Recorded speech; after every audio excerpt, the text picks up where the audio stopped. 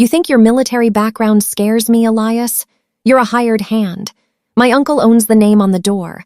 I can touch whoever I want, whenever I want, and all you're going to do is pack your desk and vanish. You're done. Your career ends at 5 p.m. today. When I left the military, I thought I'd left the monsters behind. I was wrong. I found them wearing $3,000 suits and hiding behind corporate titles. For 6 months, I watched Julian Vane treat this office like his personal hunting ground because he was the CEO's nephew. HR didn't just look away. They held the door open for him. When I finally intervened to protect a colleague, they didn't thank me. They fired me. They thought I was a broken soldier they could just discard. They forgot one thing. I wasn't just trained to fight. I was trained to dismantle. And at the Founders Gala tonight, I'm taking the whole house down. If it were you, would you walk away with your severance or would you burn their reputation to the ground? This story is about why you should never mistake a quiet man's silence for weakness. If you believe in standing up for what's right, please subscribe to Calm Drama Stories. Your support helps us tell these truths. Leave a comment below. Have you ever stood up to a golden child? I have spent 20 years learning how to read a room. In the military, a slightly misplaced brick or a lingering gaze from a shopkeeper meant an IED. In the corporate offices of Vane & Associates, the threats are more expensive, but the tells are exactly the same. My name is Elias Thorne. I am a senior security consultant. My contract is worth exactly $240,000 a year, plus performance bonuses, and my job is simple: identify risks before they become liabilities. The 42nd floor is a masterpiece of glass and steel. From my station at Desk 402, I have a 180-degree view of the open plan layout. The HVAC system hums at a steady, clinical 42 decibels. It is the sound of expensive silence. Most people look around this office and see a thriving financial firm.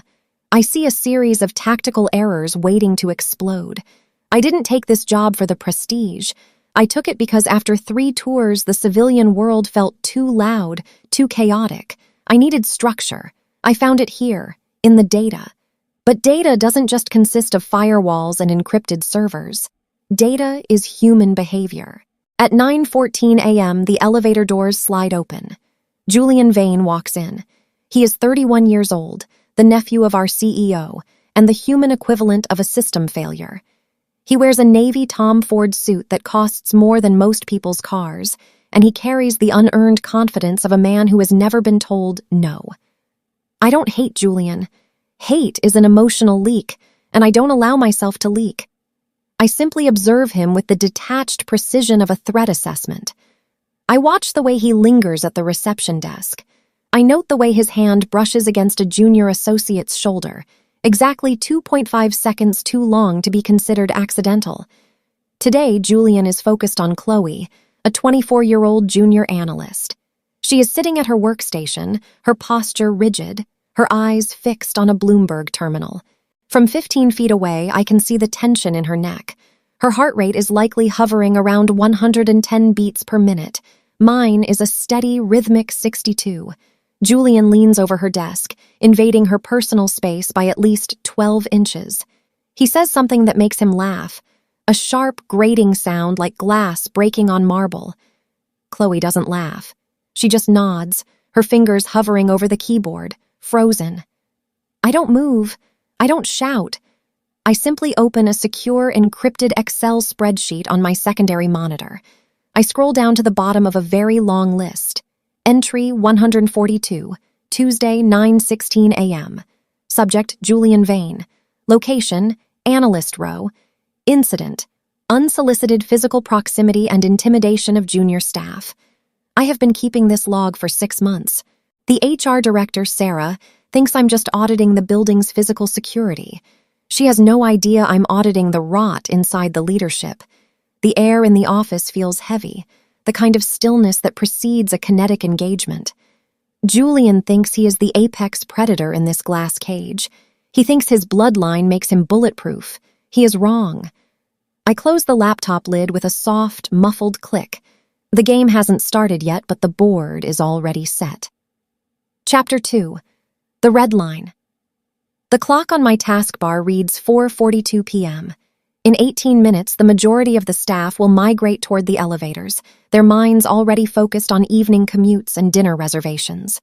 This is the gray zone, the window of time where professional boundaries tend to blur because the day is technically dying. I was heading toward the server room to check the thermal sensors on the Rack 4 cooling unit. My boots made no sound on the high-grade industrial carpet. That is a habit I haven't been able to break. I move with a weightless efficiency that often unnerves my colleagues. I rounded the corner near the break room, a space designed with transparency in mind, featuring floor-to-ceiling glass walls. Inside, the lights were dimmed to an energy-saving 30%. I stopped. My heart rate didn't fluctuate, but my pupils dilated to take in more light. Julian Vane had Chloe backed into the corner near the high-end espresso machine. He had one hand braced against the mahogany cabinetry, effectively pinning her. He was standing exactly 8 inches from her face. In tactical terms, he had eliminated her reaction gap. Chloe's hands were trembling. She was holding a ceramic mug with a grip so tight her knuckles were the color of bleached bone. Her breathing was shallow, approximately 28 breaths per minute. She was in a state of frozen fright. "Come on, Chloe." Julian's voice carried through the glass, muffled but unmistakable. It was that sickening, oily tone he used when he thought he was being charming. "It's just a drink. My uncle is already asking who did the heavy lifting on the Miller account. I'd love to tell him it was you, but I need to know you're a team player." The implication hung in the air like a foul odor. It was a classic quid pro quo maneuver, executed with the clumsiness of a man who believed he was untouchable.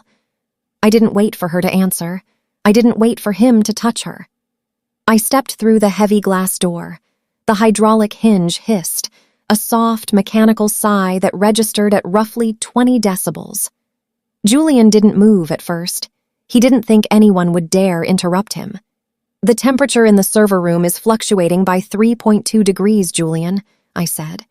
My voice was flat, devoid of any inflection. I didn't project anger. I projected a boring administrative reality. Julian spun around. His face flushed a deep, agitated crimson. His eyes were bloodshot, likely from a 3-martini lunch. "Thorne, what the hell are you doing? Can't you see we're in the middle of a private conversation?"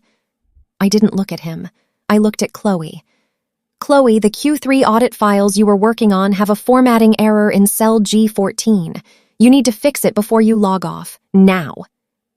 It was a lie. There was no error. But it was a lifeline. Chloe didn't hesitate. She ducked under Julian's arm, her sneakers scuffing the floor with a frantic, rhythmic sound. She didn't look back.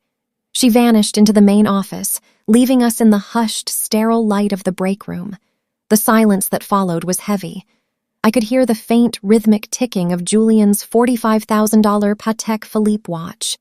"You think you're a hero, don't you, Elias?" Julian stepped toward me.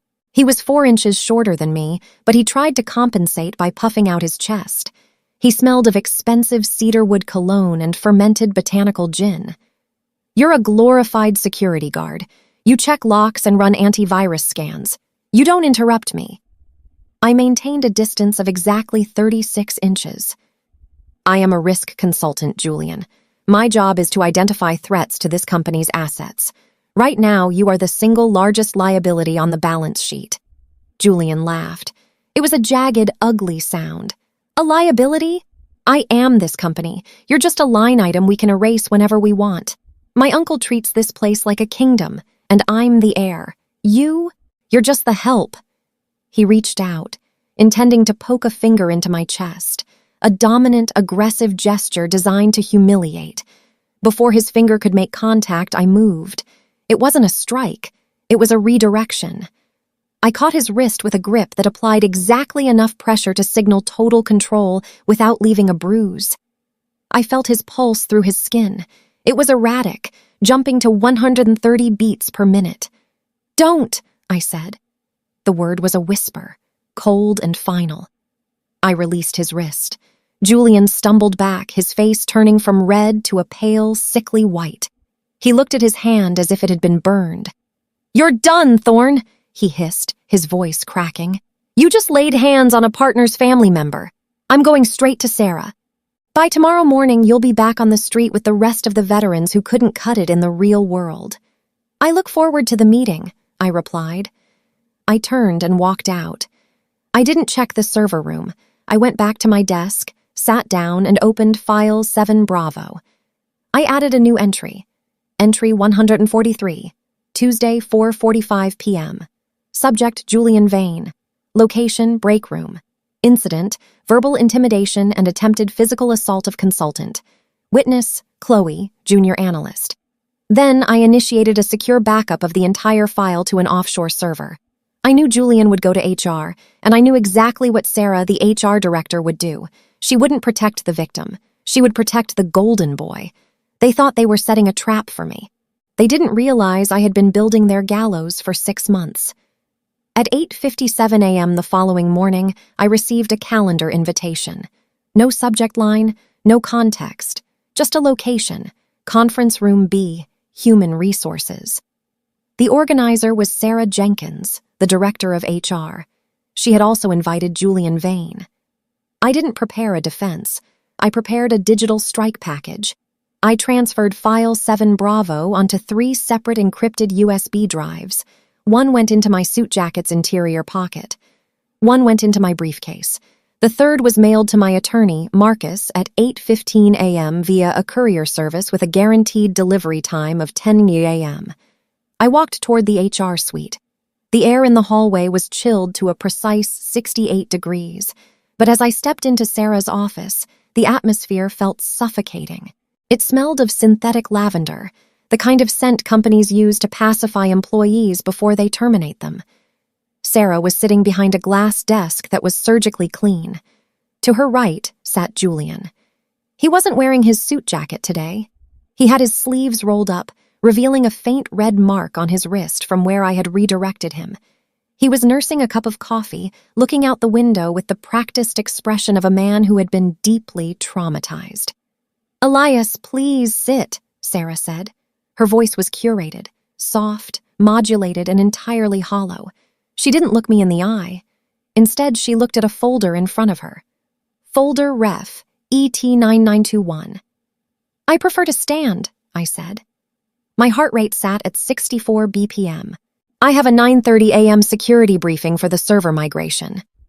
"There won't be a briefing, Elias," Julian said, turning his head. He gave me a thin, jagged smile. "We've decided to move in a different direction, a more collaborative direction." Sarah cleared her throat, clicking her pen, a silver Tiffany & Cumber rollerball. The sound was rhythmic, like a countdown. Click, click, click. "Elias," Sarah began, "we've received a very disturbing report regarding your behavior in the break room yesterday afternoon. Julian has filed a formal complaint of physical assault and workplace intimidation. He claims you cornered him and used military-grade force to restrain him without provocation." "I see," I replied. "I didn't defend myself. I didn't mention Chloe, not yet. I wanted to see how deep they would dig this hole." "And the security footage from the break room hallway?" Sarah's eyes flickered for a fraction of a second. "The cameras in that sector were undergoing a scheduled maintenance cycle. There is no footage. However, we have a statement from Julian, and as a senior partner's family member and an executive, his testimony carries significant weight." "Is that a corporate policy?" I asked. "That testimony is weighted by bloodline?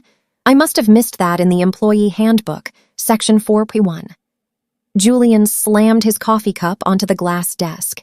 The ceramic hit the glass with a sharp crack that echoed in the small room. "You see this, Sarah?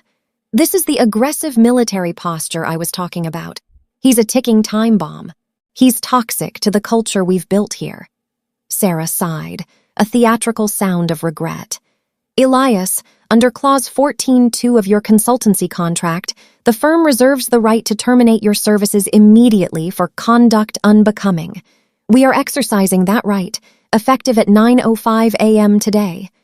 She pushed a document across the desk. It was a termination agreement. "We are offering you a generous exit package," she continued, her voice gaining a clinical edge. A lump sum of $112,524, which represents 6 months of your base pay. In exchange, you will sign this irrevocable non-disclosure agreement. You will agree never to speak of this incident, Julian Vane, or the internal operations of Vane and Associates to any third party, including the press or regulatory bodies. I picked up the document. I didn't read the words. I looked at the numbers. The cent amount, 24, meant their accounting software had calculated it down to the minute. They wanted me gone, and they wanted me silent. $112,000, I mused. That's a very specific price for a toxic employee.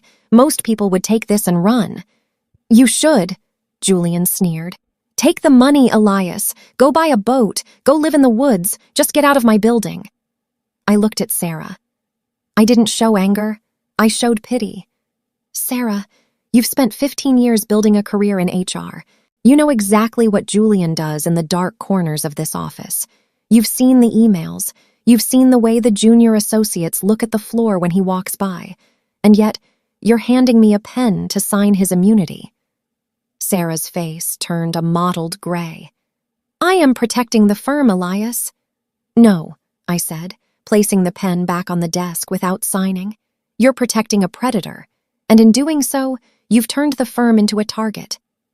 I leaned forward, placing my hands flat on the glass. I could feel the coldness of the surface. I won't be signing the NDA, I said, and I won't be taking the $112,000. Keep it. You're going to need it for the legal fees. I'll have my desk cleared by 10 next am. But before I leave, I want you both to remember one thing. In my former life, we didn't wait for the enemy to attack. We prepared the battlefield long before the first shot was fired. Are you threatening us? Julian barked, though his voice had gone up an octave. I don't make threats, Julian, I said, turning toward the door. I provide risk assessments, and right now, the risk for Vane and Associates is 100%. I walked out. As the door clicked shut behind me, I checked my watch. 9:12 a.m. In 48 hours, the Founders Circle Gala would begin. They thought they were throwing me out of the building. They didn't realize they were just giving me more time to focus on the execution. My apartment is located on the 12th floor of a concrete and glass building 3 miles from the office. It is a space of clinical minimalism. No photographs, no clutter, no distractions. The ambient temperature is locked at 69 degrees. The air is filtered by a medical-grade HEPA system that replaces the oxygen every 15 minutes. It is a controlled environment, a necessity for a man who spent years in environments he could not control. I arrived home at 10:22 a.m. I did not feel the sting of termination. To feel a sting, one must have an emotional attachment to their employer. I viewed my relationship with Vane and Associates as a tactical deployment. The deployment had simply reached its terminal phase. I sat at my workstation, a custom-built rig with triple 32-inch 4K monitors and an encrypted uplink. I didn't make a coffee. I didn't pace. I opened the floor-to-ceiling blinds to let in the cold, gray light of the city and began the process of decompartmentalization. I accessed the primary drive for File 7 Bravo. On the screen, the data appeared as a series of neat categorized folders. Subfolder A, HR negligence, 14 time-stamped logs of reported incidents involving Julian Vane. Subfolder B, financial irregularities. Expenditure reports showing Julian had billed $84,219.12 in client entertainment to offshore accounts that didn't exist. Subfolder C, the victim statements, digitally signed affidavits from former employees who were paid to stay silent. At 11:45 a.m., my doorbell rang. I checked the monitor. It was Marcus. Marcus is 64 years old, with hair the color of brushed nickel and a suit that cost exactly $5,500. He is a forensic attorney who specializes in corporate collapses. We served together in a different capacity years ago. He was the JAG officer who taught me that a well-placed subpoena is often more effective than a well-placed round. He walked into my apartment without a word and sat at the small, obsidian-topped table. He placed a leather briefcase on the surface. The latch opened with a heavy, metallic thud. They fired you at 9:05 a.m. Marcus said. His voice was like gravel on silk, calm, deep, and utterly certain. Sarah Jenkins signed the paperwork. Julian Vane was in the room. They offered you 6 months of severance. They wanted an NDA, I said, looking at the monitors. I declined. Marcus allowed a thin, cold smile to touch his lips. Of course you did. An NDA is just a confession in disguise. I've finished the preliminary liability assessment based on the data you sent this morning. If this information reaches the board of directors or the institutional investors, the immediate projected loss to the firm's market valuation is $1.2 billion. And the personal liability for the CEO? I asked. Negligence of fiduciary duty, Marcus replied, pulling a document from his case. If he knew his nephew was creating a hostile work environment and used company funds to suppress the victims, he's personally liable for approximately $42 million in clawbacks, not to mention the criminal implications of the fraudulent entertainment expenses. I looked at the clock. 12:10 p.m. I had exactly 54 hours until the Founders Circle Gala. The gala is being held at the Grand Atrium, I said. 300 guests. The firm's top 3 institutional investors will be in the front row. Julian is scheduled to receive the Rising Star Award at 9:30 p.m. It's a target-rich environment, Marcus noted. He leaned back, his eyes reflecting the blue light of my screens. Are you sure you want to do this, Elias? Once the file is opened, there is no closing it. You'll never work in this city again. I don't want to work in this city anymore, Marcus, I said. My voice was as steady as a heart monitor. I want to finish the audit. The next 48 hours were a symphony of silence. I didn't answer my phone when Sarah Jenkins called 3 times. I didn't respond to the frantic emails from the IT department asking why they couldn't revoke my remote access codes. They couldn't because I had hard-coded a backdoor into the security firmware 6 months ago. I spent the time refining the presentation. I didn't want a chaotic dump of information. I wanted a clinical execution. I organized the 14 HR complaints into a scrolling timeline. I synchronized the fraudulent expense reports with Julian's social media posts from the same dates, showing him on a private yacht in Ibiza while the company paid for a digital security seminar. I spent the final 6 hours in a state of tactical rest. I slept for exactly 4 hours, waking up at 4:00 p.m. on the day of the gala. I showered.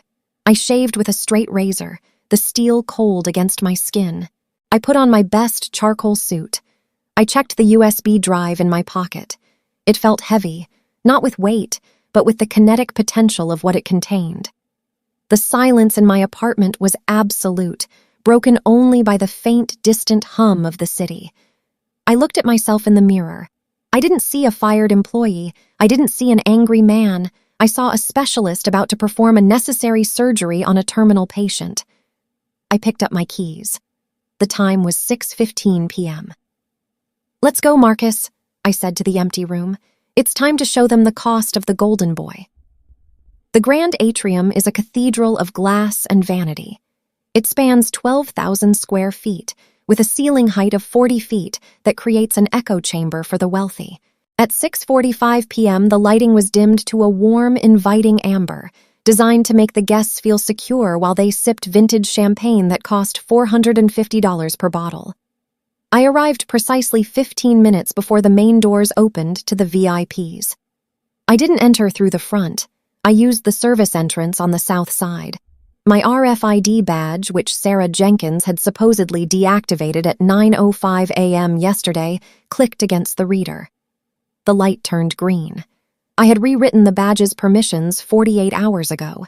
In the world of digital security, a deletion is often just a suggestion if you know which subdirectory to hide your credentials in. I moved through the service corridor, my footsteps echoing at a steady 120 paces per minute. I met Marcus in the AV control booth behind the main stage. The booth was a cramped space filled with the hum of cooling fans and the glow of 24 monitors. The technician, a young man named Leo, was adjusting the gain on the wireless microphones. He looked up, startled. "You're not supposed to be back here, sir," Leo said, his voice hesitant. "I'm here for the final systems audit, Leo," I said. I didn't smile. I didn't need to. I handed him a printed authorization form, forged but perfectly executed with the CEO's digitized signature and the firm's official blue ink seal. We've had reports of a potential signal intercept. I'm running a diagnostic on the main projector's bridge. Marcus stood beside me, his presence acting as a legal anchor. He didn't speak. He just leaned against the doorframe, his silver hair catching the blue light of the servers. He looked like the personification of an impending lawsuit. Okay, Leo stuttered. He stepped aside. I sat at the primary console. My fingers moved across the mechanical keyboard with a rhythmic, percussive sound. Clack, clack, clack. I inserted the USB drive, the one with AES 256 encryption. I wasn't just uploading a file, I was setting a timed trigger. The presentation for the night was a standard PowerPoint, 20 years of excellence. It was 42 slides of corporate propaganda. I didn't delete it. I simply added a ghost slide at index 43, set to trigger when the Rising Star Award was announced. The script is embedded, I whispered, more to myself than to Marcus. It will bypass the manual override. Once it starts, the only way to stop it is to cut the power to the entire building. And the liability files? Marcus asked, his voice low and clinical. They are synced to the local Wi-Fi burst, I replied. The moment slide 43 hits the screen, every mobile device in this room connected to the Vainguest network will receive a PDF link titled Internal Audit, Personnel Risk and Fraud. I looked at the clock. 7:12 p.m. The first guests were entering the atrium. I could hear the faint, distant sound of a string quartet playing Vivaldi's Four Seasons. It was a beautiful, ordered sound that masked the chaos I was about to unleash. We should move to the floor, Marcus said. A ghost is hard to see, but a guest is harder to question.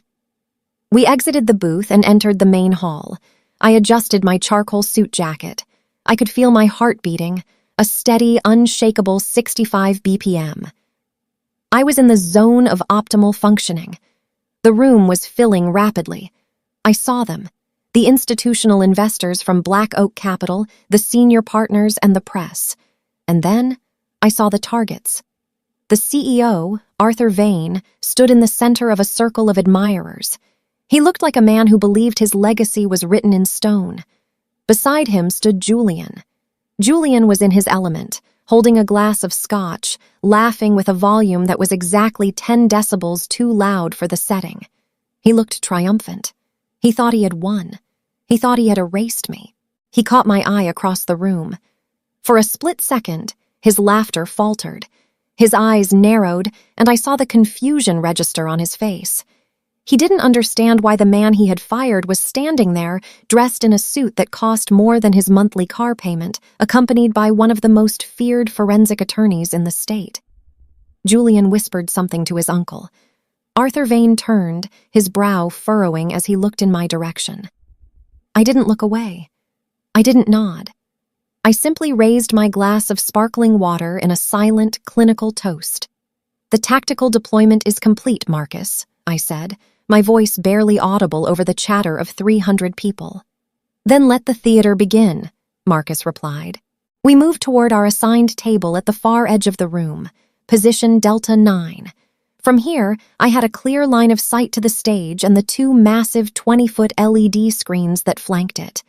The ambient noise of the room, the clinking of silver forks against porcelain, the rustle of silk dresses, the low hum of 300 voices began to blend into a single, unified frequency. To anyone else, it was a party. To me, it was the sound of a system about to crash. I checked my watch one last time, 8:45 p.m. The Rising Star Award was scheduled for 9:30 p.m. I had 45 minutes of silence left. I intended to enjoy every second of it. The dinner was served at precisely 8:52 p.m. It was a choreographed performance of high-end service. 40 waiters emerged from the kitchens simultaneously, moving with a synchronized gait that mirrored a military drill. They placed the plates, seared Wagyu with a red wine reduction, in front of 300 guests at the exact same moment.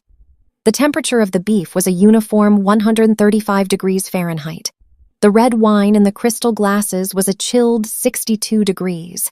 These are the details that matter to people who believe that controlling small things makes them masters of the universe. I sat at table Delta 9. To my left, Marcus was dissecting his steak with the surgical precision of a man who spent his life cutting through corporate lies. He didn't speak. We didn't need to. The air around our table felt different than the rest of the room. It was a pocket of high-pressure silence. Across the room, at the head table, the atmosphere was different. Julian Vane was holding court. He had finished his third glass of scotch, a 30-year-old single malt that cost $120 per pour. His face was slightly flushed, his movements expansive and sloppy. He was the picture of a man who believed he had successfully purged his only threat. At 9:10 p.m., as the dessert, a dark chocolate ganache, was being cleared, Julian stood up. He didn't walk toward the stage. He walked toward me. The room was filled with the low, melodic hum of 100 different conversations. But as Julian approached our table, the sound seemed to drop by several decibels. People noticed. They noticed the fired consultant sitting with the legendary vulture attorney, and they noticed the CEO's nephew heading for a confrontation. Julian stopped 2 feet from my chair. He smelled of peat, smoke, and arrogance. He leaned down, placing his hands on the white linen tablecloth. I noticed a small, oily smudge his thumb left on the fabric. "I have to hand it to you, Elias," Julian whispered. His voice was thick, vibrating with a cocktail of alcohol and spite. "Most people, when they get kicked out of a building, they have the decency to stay out, but you're like a cockroach. You just keep scuttling back into the light." I looked at him. I didn't look at his eyes. I looked at the bridge of his nose. It's a psychological tactic to unsettle an opponent. The light is where the best observations are made, Julian. You should know that.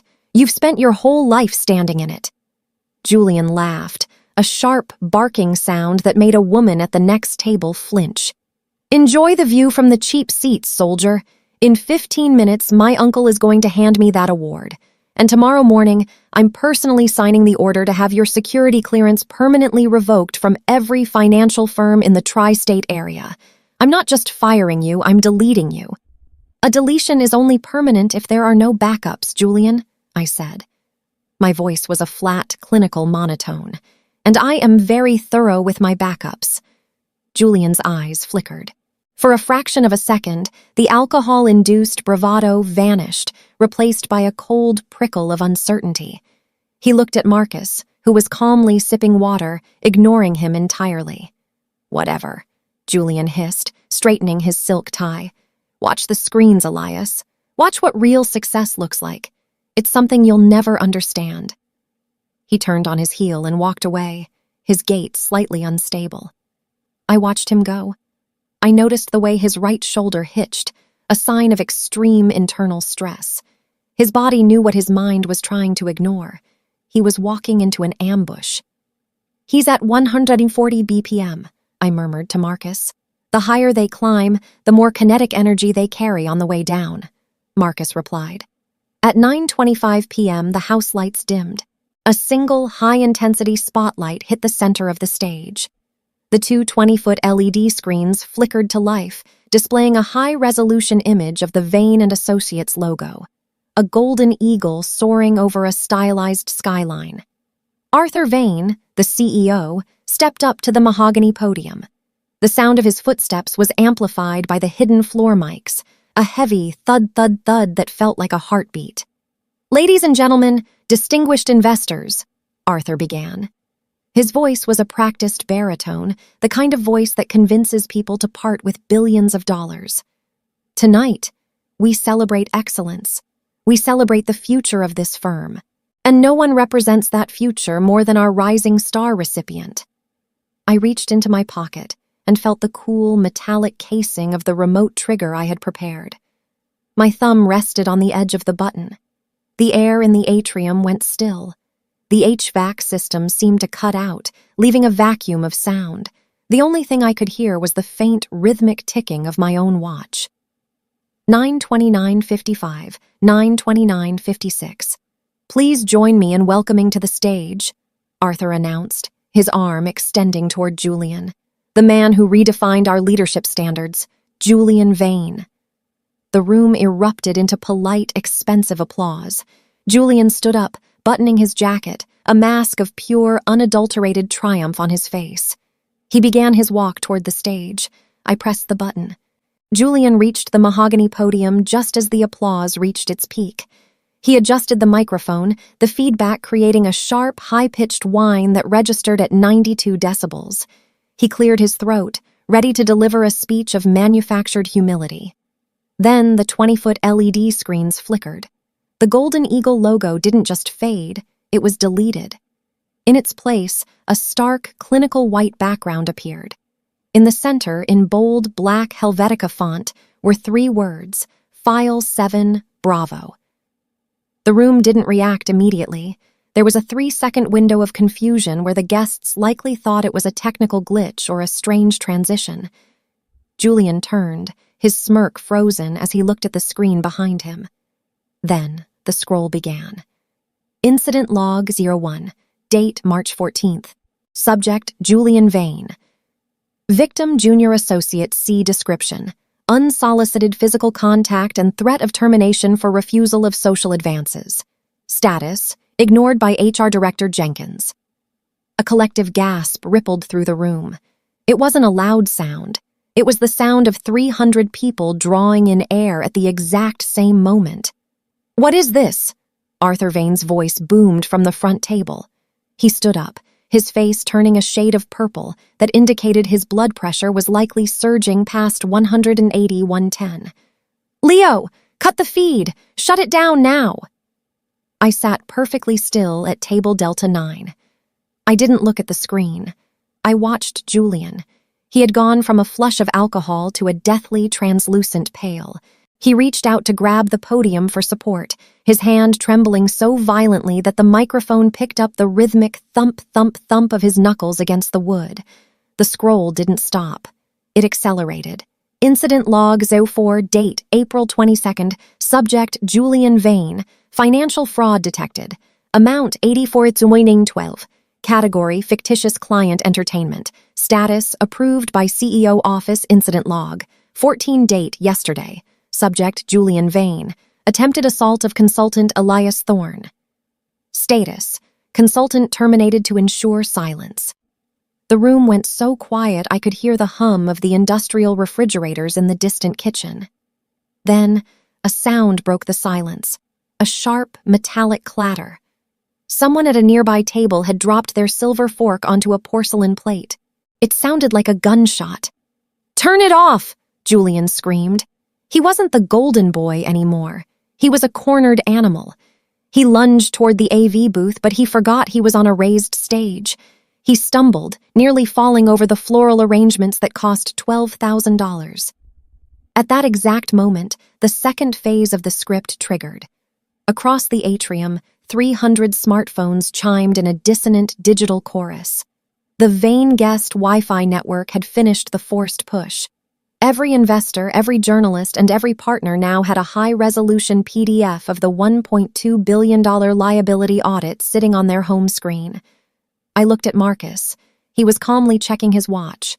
9:32 p.m., 2 minutes since the trigger.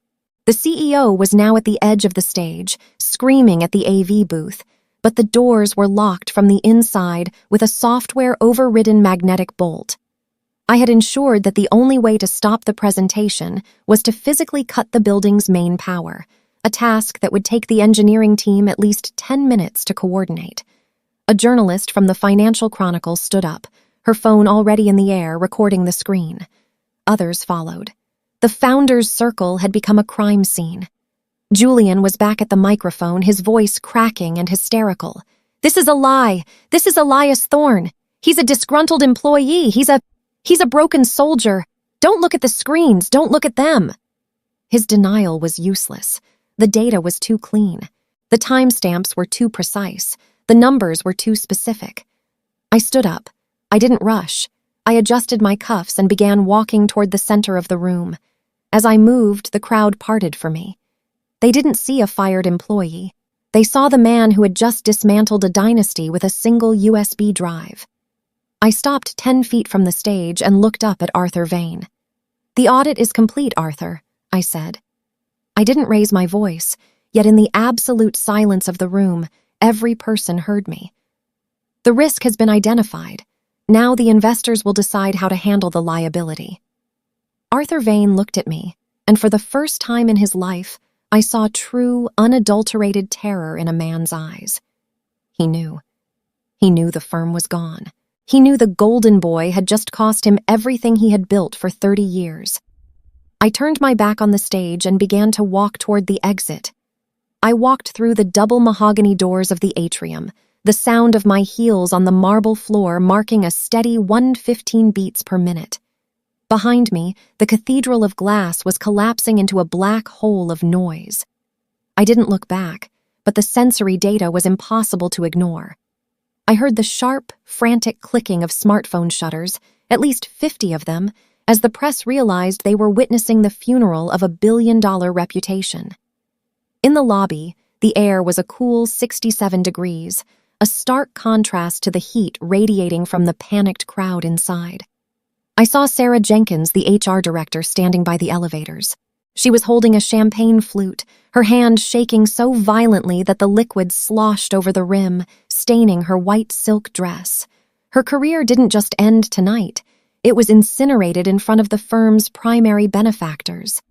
"Elias," she whispered, her voice a fragile, broken thing. "Do you have any idea what you've done? The firm, the legacy." "I didn't kill the firm, Sarah," I said, stopping exactly 48 inches from her. I looked at the dark stain on her dress. "The rot killed the firm. I just turned on the lights so the investors could see it. You had 14 opportunities to stop Julian. You chose a $112,000 severance package and an NDA instead." I moved past her. The elevator pinged, a soft digital chime that felt like a period at the end of a long sentence. I checked my phone. The stock was already beginning its descent in the after-hours markets. Vane and Associates, V&A, was down 14% in the first 12 minutes of the leak. By tomorrow morning, when the institutional investors from Black Oak Capital issued their formal withdrawal, that number would likely hit 45%. I walked out into the cool night air of the city. Marcus was already waiting by a black sedan. He was looking at his tablet, the blue light reflecting in his silver-rimmed glasses. "The board of directors has just called an emergency session for 11 p.m., Marcus said, his voice as calm as a graveyard. "Arthur Vane has been served with a temporary restraining order regarding company assets. Julian is currently being escorted out of the building by the same security guards he used to bully. He is, I'm told, hysterical." I looked up at the glass tower. The 42nd floor was still lit, a glowing cage of steel. "The audit is closed, Marcus," I said. "Not quite," he replied, handing me a digital stylus. "The junior associates, Chloe and the others, they're already talking to the labor board. They're using your file 7 Bravo as their primary evidence. You didn't just take down a villain, Elias. You gave the survivors a map." I took a breath of the crisp, unfiltered air. For the first time in years, the world didn't feel like a series of tactical errors. It felt quiet. Truly quiet. 7 days passed. It is March 25th. I am sitting in Marcus's office on the 52nd floor. The ambient noise here is different from Vane and Associates. It's the sound of old money and silent consequences. The air smells of leather and expensive ink. I am looking at a terminal screen. The ticker for V&A stock is a deep, bleeding red. It closed at $12.44 today. Before the gala, it was trading at $89.60, a total loss of 86.1% in market capitalization. The firm is currently in receivership. "The federal investigators finished their first sweep of the servers this morning," Marcus said. He was signing a stack of documents with a heavy fountain pen. The scratch of the nib against the paper was the only sound in the room, a rhythmic, clinical noise. "They found the offshore accounts Julian was using. It wasn't just $84,000. The total amount of diverted funds is closer to $4.2 million. And Julian? I asked. My voice was steady, my pulse sitting at a resting 60 BPM. He was arraigned at 10:00 a.m., Marcus replied, not looking up. The judge set bail at $500,000, cash only. His uncle Arthur didn't show up to pay it. It turns out blood is only thicker than water until the feds start freezing bank accounts. Julian is currently sitting in a holding cell. He's wearing a standard-issue orange jumpsuit that cost exactly $0, quite a step down from the Tom Ford. I looked out the window at the city skyline.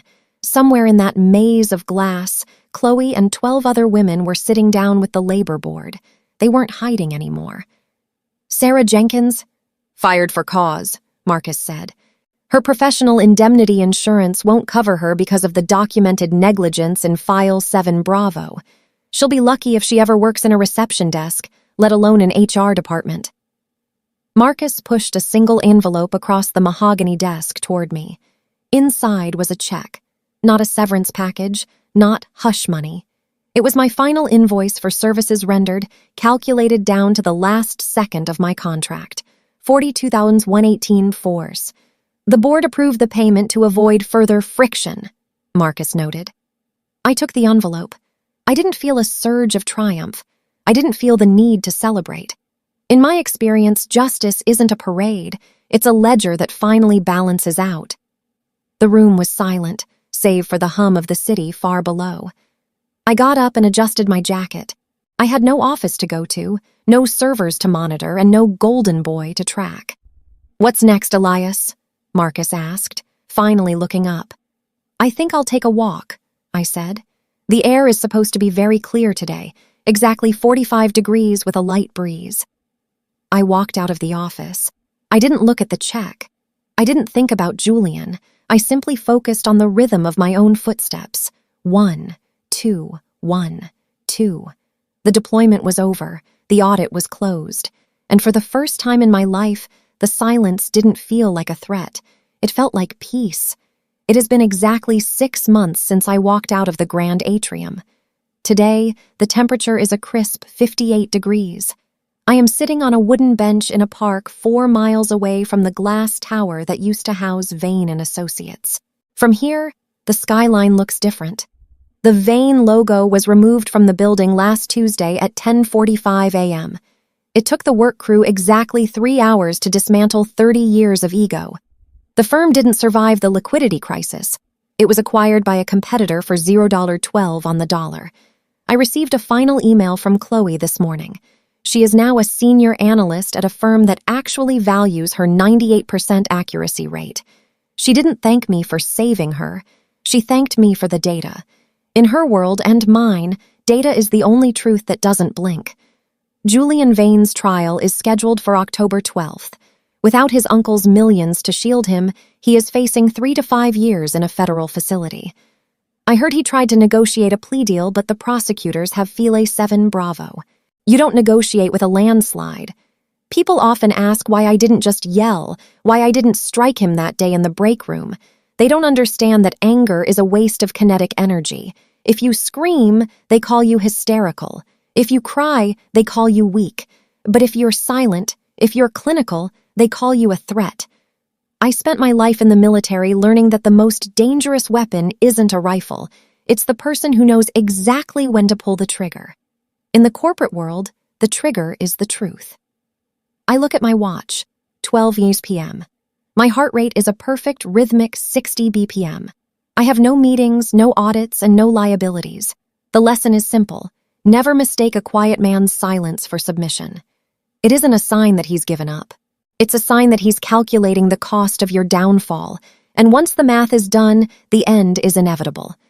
I am Elias Thorne. My contract is complete. I am officially off the clock.